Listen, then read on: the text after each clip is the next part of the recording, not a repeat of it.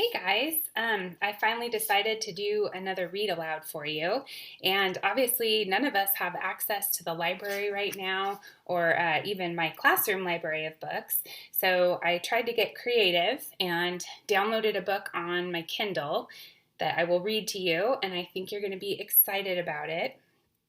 I'm going to plug in the document camera here in a minute, but if you remember, we'd read the first two books in the Shadow Children series, and I downloaded the third book, which is called Among the Betrayed, and I think you will need to think back to book two when we met a female character named Nina. Okay, so I'll show you the cover of this book, and again, remember that this is fiction. Okay, not really even realistic fiction, maybe a little bit closer to science fiction because what's going on is happening in kind of a pretend country. We don't know when in terms of a time, okay? So hopefully, there you go. Okay, so this third book in the Shadow Children series is called Among the Betrayed, and I thought this time, instead of you watching my face stare at a book while I read to you, you can see the pages, and if you want to read along, then you're able to do that.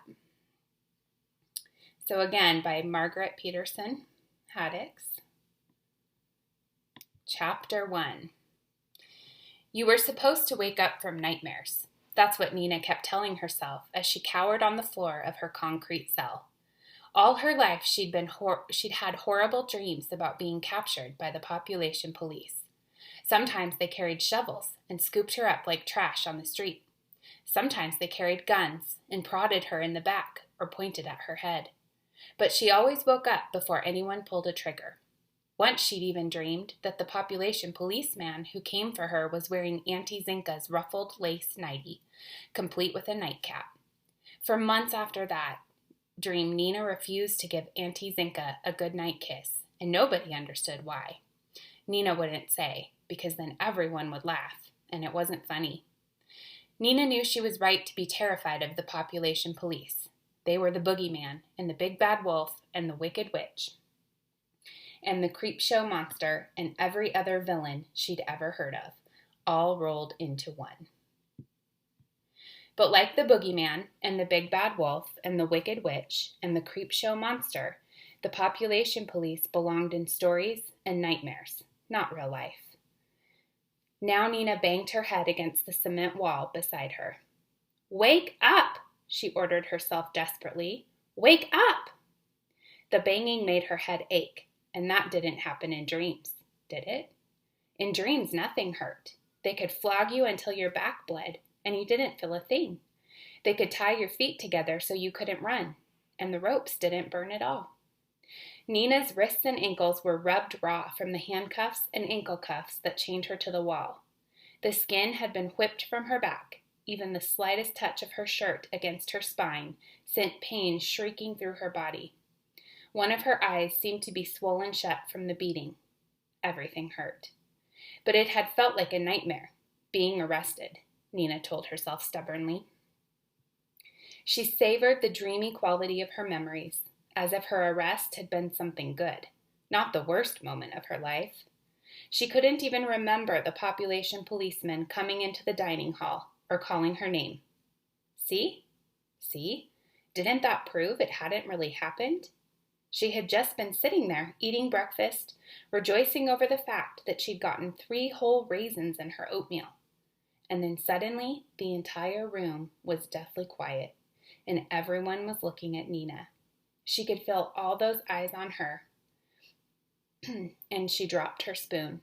Oatmeal splashed on the girl beside Nina.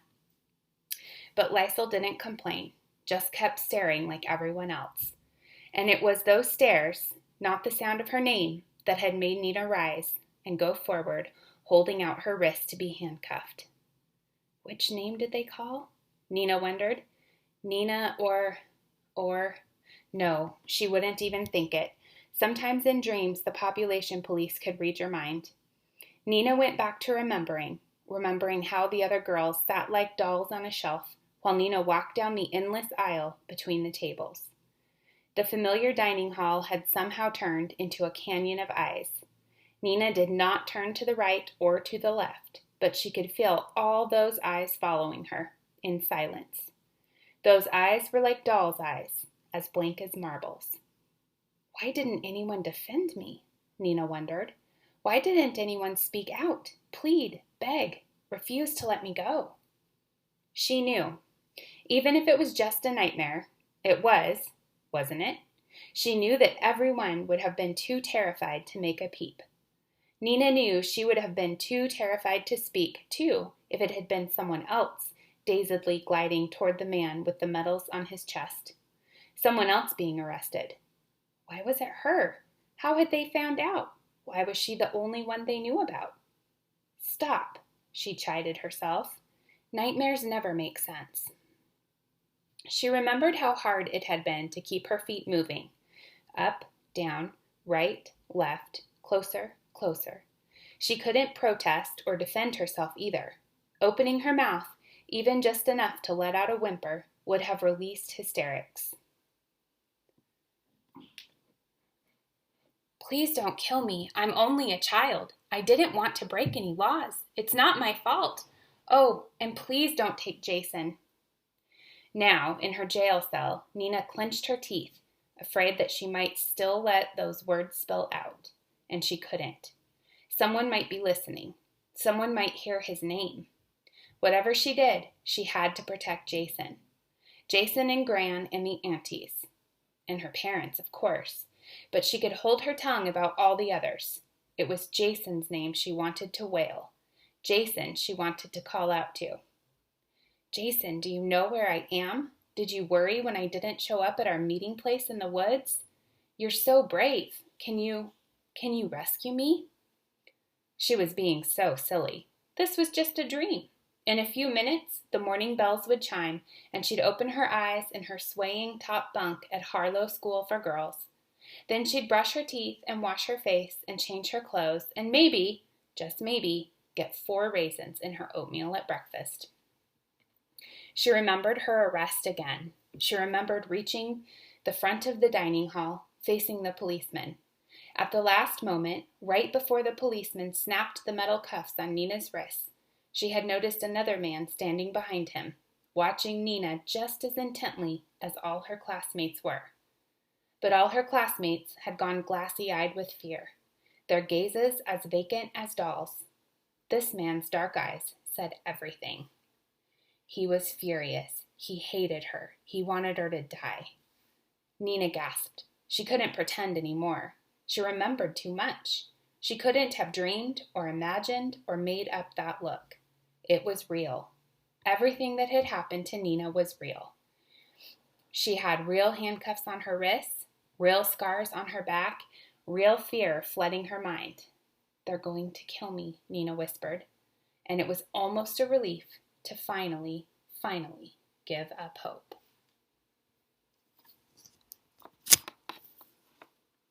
Okay, so we will read chapter 2 in the next day or two. And if you remember, when Luke got to the boarding school for boys and started meeting with that group in the woods, Nina was one of the girls from the girls' boarding school that was meeting with the boys, and we kind of learned that that whole group was third children. So Nina is also a third child. She mentions Jason a few times, and if you remember, Jason is the one who actually worked for the population police and was trying to get Luke and a bunch of the other boys arrested, but they were able to kind of trick the system, and he ended up getting arrested instead. It doesn't sound like Nina knows that at this point. She still thinks that Jason was on their side. So we will continue reading this in the next day or two, and I hope that you're glad that we're back in this series. I think there's 8 books in the series, so we'll see what happens after we get through this one, and I will talk to you guys soon. Reminder, Zoom meeting tomorrow at 1 if you have any questions on any of your assignments this week. Bye.